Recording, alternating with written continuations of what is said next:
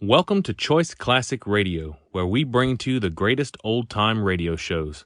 Like us on Facebook, subscribe to us on YouTube, and thank you for donating at choiceclassicradio.com. This is Ronald Coleman, inviting you to radio's most dramatic half hour, Favorite Story.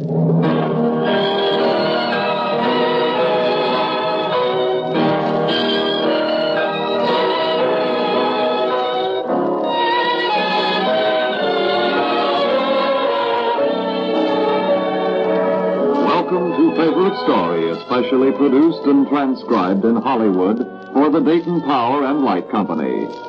Each Tuesday at this time, you're cordially invited to enjoy stories by the world's master storytellers. Now, some of these stories you've read and loved many times before. Now, others may be new discoveries for you, new adventures in great literature. George Bernard Shaw, the sharp-tongued, keen-witted Irish playwright, is the author of tonight's favorite story, Cashel, Byron's Profession. Stage and screen star Henry Fonda, who will be heard on the world premiere of the New Electric Theater this Sunday, October 3rd at 9 p.m. over WHIO, selected this play for you. And now, here is your host for Favorite Story, Mr. Ronald Coleman. In his first 9 years as a professional writer, George Bernard Shaw made a total of £6, which is a trifle less than $30. Since that time, Mr. Shaw has been somewhat more successful, making himself more than $1 million from such plays as Pygmalion, St. Joan, Caesar and Cleopatra. His sharp beard, his sharper tongue, and his portable typewriter, which is the sharpest of the three, have been needling playgoers for the better part of a century. Our favorite story this week is a fine example of Bernard Shaw's skill with the needle. It's Cashel, Byron's Profession. And, as nearly as we can tell, this is its first radio production. Mr. Henry Fonda asked us to produce Cashel, Byron as his favorite story. To play the title role in Mr. Shaw's adventure, we have called an actor from the playwright's hometown of Dublin, Ireland, Dan O'Herlihy of the Abbey Theatre, who came to this country not long ago to play Macduff in Orson Welles' film production of Macbeth. Now, Mr. O'Herlihy takes the hurdle from Shakespeare to Shaw and appears as Cashel, Byron.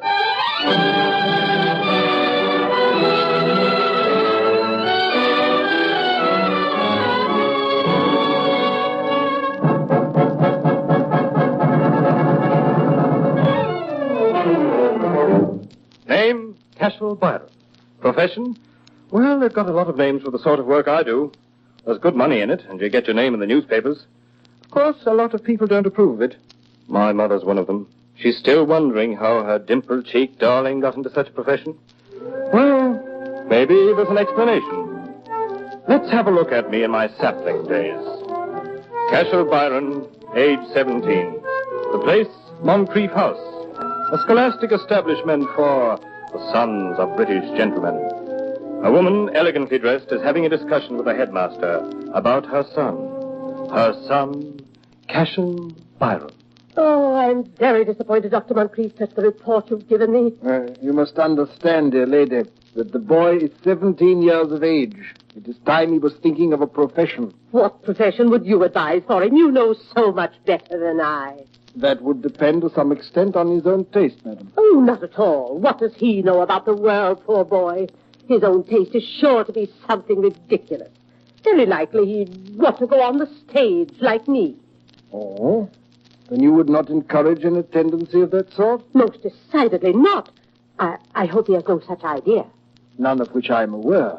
Dr. Moncrief, take the boy in hand and make him study. Take him over your knee, if necessary. The fact is, your son can hardly be dealt with as a child any longer, madam. He has developed physically to quite a degree. I must tell you that he considers himself somewhat of an athlete. An athlete? No, within due bounds, I do not discourage bodily exercises. They are a recognized part of our system. But Cashel has, shall I say, unusual strength and dexterity.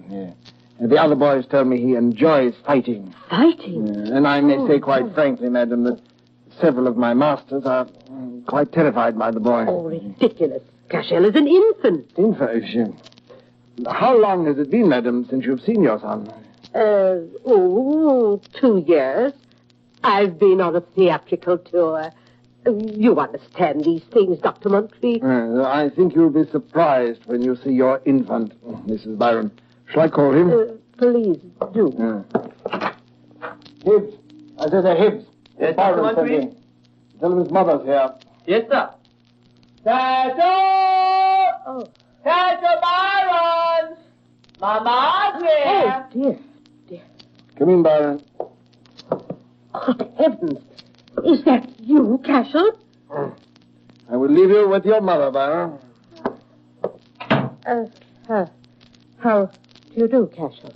Very well. Thanks. You have grown, Cashel. And I'm afraid you're very awkward. I don't know what to do with you.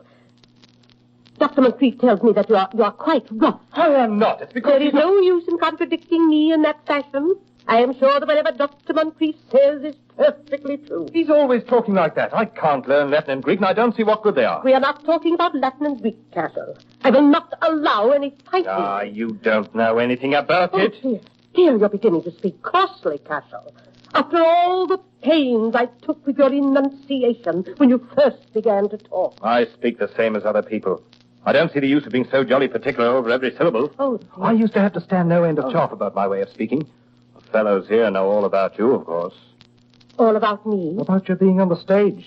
You complain of my fighting. I should have had a precious bad time of it if I didn't lick the chaff out of some of them. Cashel, I came down here on your behalf. But this interview is most unpleasant. I have just paid your school tuition of 2 more years. 2 more years? I won't stay here that long. Nonsense. Now you may kiss me goodbye, Cashel, and return to your studies. No, What do you mean? I don't care to kiss you. Your manners are quite bad. You may leave now, Cashel. Please call Dr. Moncrief. I wish to speak to him about increasing your discipline.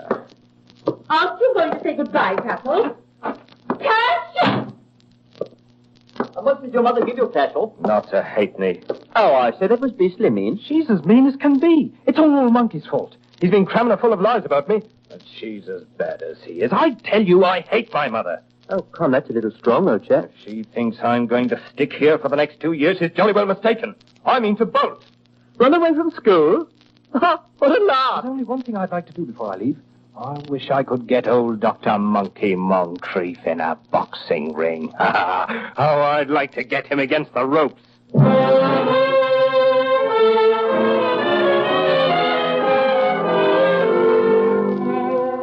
Cashel Byron, age 17, ran off from school and knocked out a professor of geometry on the way. A neat geometric punch it was, too. Cashel Byron, age 18, shipped as an ordinary seaman and stayed alive by building biceps and using fists. Cashel Byron, age 19, found himself in the city of Melbourne, Australia, earning his keep sweeping out the gymnasium. And it was there he met the man named Mellish. Hey, boy, You talking to me? put down that broom for a second. What's on your mind? Hey, try punching this bag once. I'd like to put that arm of yours to more use than shoving a broom handle. Certainly. You want me to hit it hard? Yes, yes. Hard as you can now. Righto. You think I can punch? Oh, lad. Lad, I've been looking for you for 20 years. My name's Mellish. Once I had the champion of the world. I'm a trainer and manager and builder of champions. But since old Ned passed on, I haven't found me the stuff of another champion. How would you like to be it? Me what? Why, champion of the world. You mean make boxing my profession? Well, I never heard it called a profession before, but the way you hit, Sonny, call it anything you want to. So Cashel Byron, instructed by the man named Mellish, hit punching bags and other pugilists. Oh!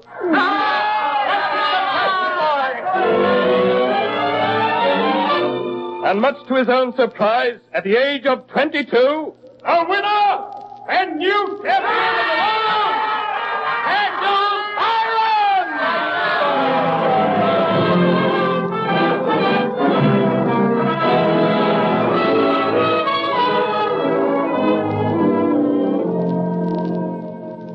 Well, Cash, my boy, you've cleaned up every fight man east and west of the Hebrides.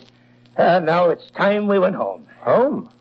I don't have a home. To England, man. I don't want to go. What? But, Cashel, I've already scheduled a match. We have our passage and the most delightful country home in Great Britain where we can train for it. I won't go. What? Well, you've got to go, Cashel. You're in the boxing business. Oh, beg pardon, profession. You're caught up in it. You've got to go where the bouts call you, lad. We're off for England, Cash, me boy.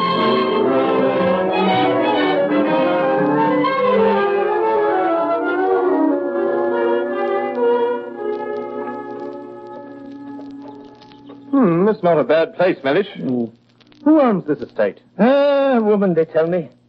Name of Lydia Carew. The coldest woman who ever lived, I'm told. A woman with ice in her veins. But not only the coldest, the richest. Oh. She lives in the big house on the hill. Let's make sure we always take our runs in the other direction. Me, I wouldn't want to bump into her. That's all right with me. Well, now, I'll pop in and get your warm shirt. And then we'll go for a run. It's getting a little cold for you to be out in just boxing shorts. Now, don't wander off now. Don't worry.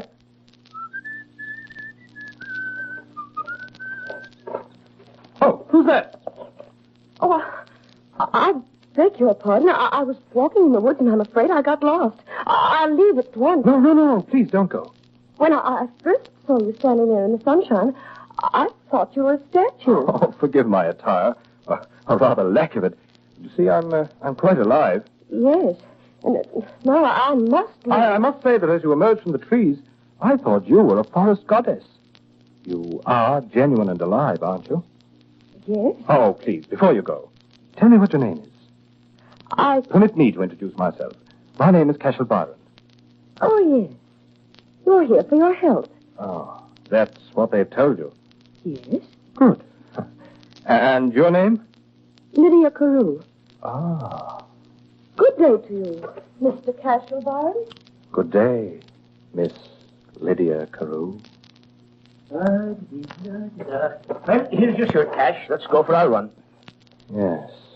Well, what's the matter with you? What are you staring at? Huh? Oh, nothing. Have you seen a ghost? No. The loveliest creature in the whole world. I never believed a woman could be so lovely. Mellish, don't let it out here that I'm a fighting man. I don't think she'd like it. She? Who's she? I've just met Miss Lydia Carew. Lydia Carew? Mellish, you've seen a lot of the world. Is it possible for a man to fall in love quite suddenly? In 15 seconds? Oh, Cash, me boy. Let me tell you something. I ain't no fighters. I've been training them for 30 years. And there are 3 things that'll spoil any good boxer. A Charlie horse, a weak left jab, and a woman.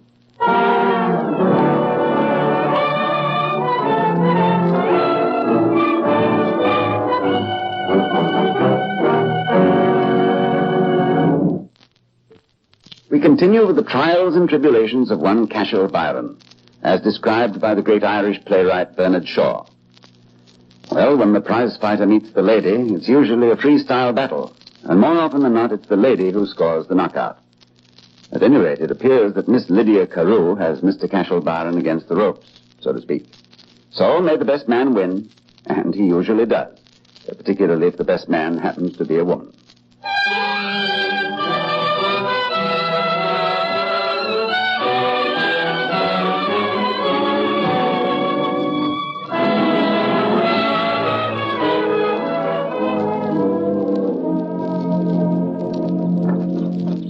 Miss Lydia! Ah. Forgive me for intruding in your garden. I had to see you again. Pray sit down. I was just idling away the time, casting pebbles into the pool. Watch. Look at the widening rings. Vibrations, the scientists call them. And they're the same, they say, as the twinkling of stars, or the pulsations of chords of music. Yes. I've been inquiring about you, Mr. Cashel Byron. Oh, you have? What have you found?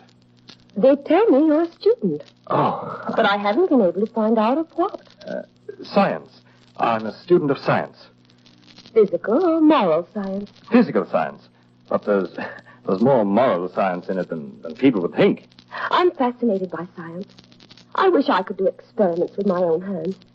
Couldn't master science thoroughly. I believe one must take one's gloves off. Is that your opinion? Well, I think you can become a very good scientist by working with the gloves on. I never should. Tell me, if I ever study science, will you give me some lessons? Well, I'd rather you came to me than to another professor. Oh, I'm afraid I have to go. I ran off. I should be working out. Working out? Oh, what a strange expression. Do you mean working outdoors in contrast to working indoors? No. Miss Lydia, I'm always saying stupid things. I'm a blunt man, I'm afraid. I'll be blunt now. Miss Lydia, are you engaged for this evening? I am, Mr. Byron. I'm attending Lady Hoskins' soiree. May I see you there? I have a companion, Mr. Lucien Weber. Oh, I see. Forgive me for being stupid. If I were a gentleman instead of a poor devil of a professional pug, I'd know... A pug? Oh, I shouldn't have said that. Good day, Miss Lydia.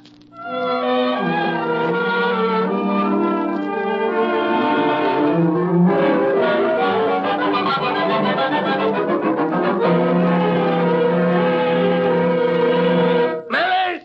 Come in here. What do you want, Cash, what are you doing dressing up like a stuffed owl? Help me tie this blasted black tie and stop asking questions. Well, you've got a bout to fight next week, young fellow. You can't go gallivanting around. Be quiet.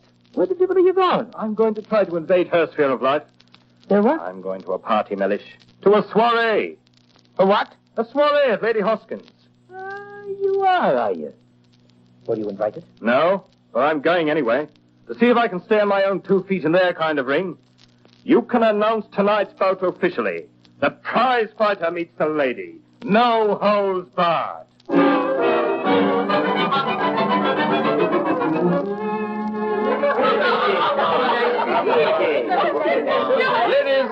Ladies and gentlemen, Professor Abengasse of Vienna is going to address our soiree tonight on the subject of the striving and searching for culture among modern men. Good evening, Miss Lydia. Why, Mr. Byron. What a surprise to see you here. You seem to be alone. My escort is the chairman, the gentleman introducing the speaker. Oh, listen. Ladies and gentlemen, Professor Abengasse.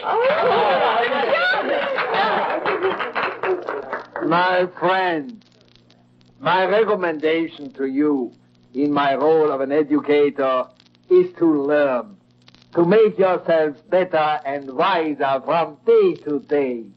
You must strive, you must struggle to make yourselves more clever.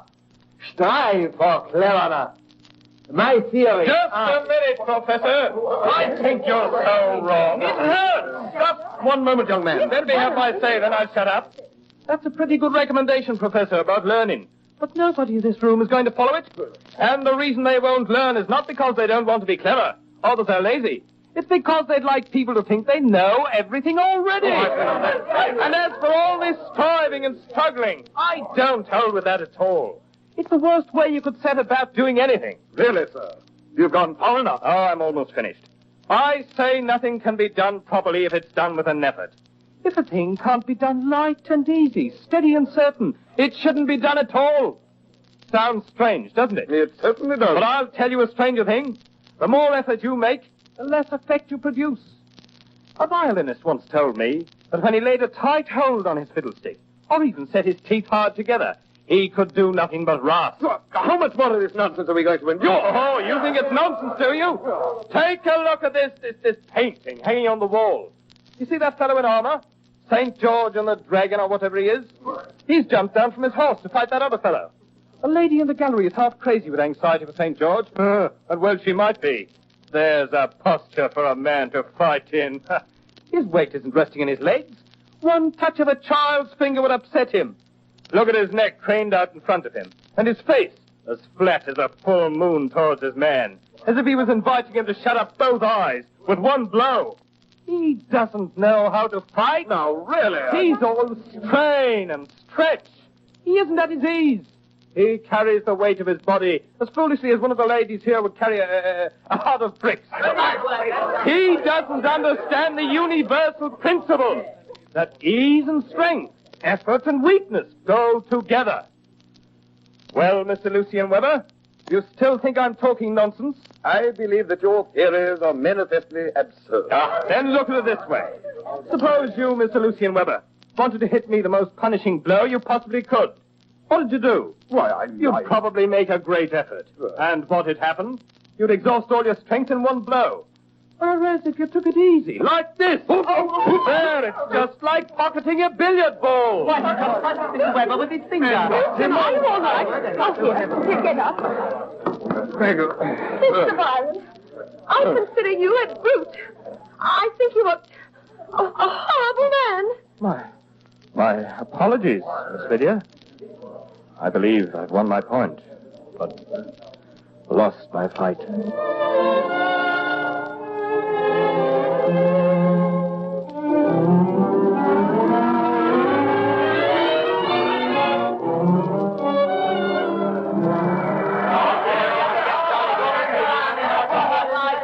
Lydia, I can't for the life of me understand why you made me bring you to this low place. A boxing match, really. I simply had to find out what the man's profession was like. Lydia, I'm surprised at it. I do believe you're infatuated with the fellow. Don't be silly, Lucian. I consider him a brute. Oh, Lucian, what is that? The enclosure with the ropes and posts. That's the ring. It's not a ring. It's a square. They call it the ring. They've succeeded in squaring the circle. The fight's about to begin, Lydia. Are you certain you want to stay? Oh, quite certain.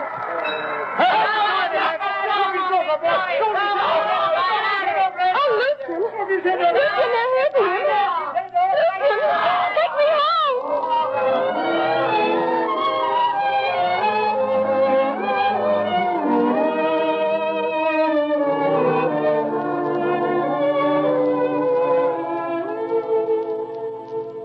I'm very sorry, sir. I have orders not to admit you. I must see But her. I have strictest orders, Mr. Byron. I've no intention of using violence, but you may force me. Mr. Byron, Bashford, I don't want you to get hurt carrying out my orders. Very well, miss. Will you be safe with him, ma'am? Quite. You may leave, Bashford. Yes, ma'am. Thank you for seeing me. It was not my wish. Miss Lydia, I found out that you came to the fight. Well, I did. I had intended that you not ever know my profession. Now that you do, I stand before you, bare-souled and humble, asking that you consider me a man, not a monstrosity. A man who loves you, Miss Lydia. You must not speak so. With all my nerve and science, I'm really no better than a child at heart. I've always had a notion that an angel would turn up someday. And you have. I am no angel. I think the reason I love you, Miss Lydia, is that you're the only person that's not afraid of me. Oh? Other people are civil because they don't dare be otherwise to the cock of the ring. It's a lonely thing to be a champion. It is also a lonely thing to be a very rich woman. People are afraid of my wealth and what they call my learning. We have at least one experience in common. And now, do me a great favor by going. We have nothing further to say. Just tell me this. Suppose I were a rich swell. I will suppose nothing. But what is? May I never see you again? Never at all. World without end, I meant. Never as the famous prize fighter. Miss Lydia, I've given up fighting. I'll never fight again.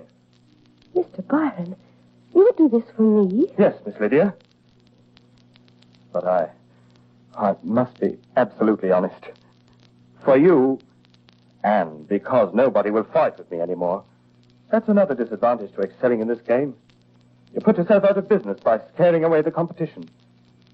I'm retiring of necessity and love. Mr. Mr. Byron. I intend to have one more fight. Oh? I'm going to knock you silly, Miss Lydia, and carry you to the altar. Mr. Byron, since I saw you fight, I've been studying the jargon and vocabulary of your profession. Mr. Byron, I throw in the towel.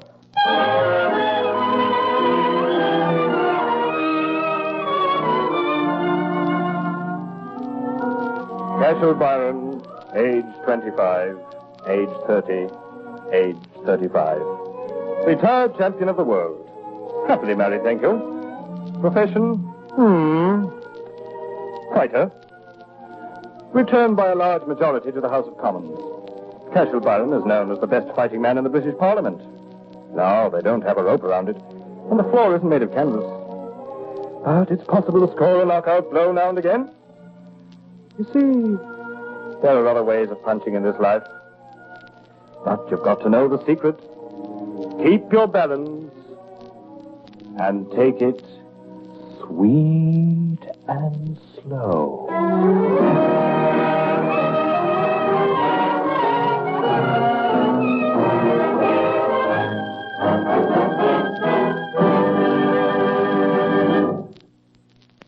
Favorite Story has brought you the sage advice of Mr. George Bernard Shaw, as expressed in his famous novel, Cashel Byron's Profession. Dan O'Hare came all the way from Dublin's Abbey Theatre to Hollywood just to play Cashel Byron, and, of course, to make a few movies as well. Mr. Henry Fonda, also of the movies, chose this delightful Shaw comedy as his own particular favorite story. Ronald Coleman will return shortly to tell you about next week's favorite story. Sometime today, perhaps, you switched on your vacuum cleaner, and you figuratively had the services of our entire organization there helping you clean your rugs. Yes, every time you flip a switch or press a button, electricity is there ready and waiting, because the men and women of our company have done such a good job in keeping your electric service constant and dependable. Now, these people are the employees of the Dayton Power and Light Company, one of America's business-managed, tax-paying, self-supporting gas and electric service companies. They take pride in their jobs. They're skilled and experienced people, and they are one of the reasons you can depend upon gas and electricity to be there whenever and wherever you want it, whatever the task.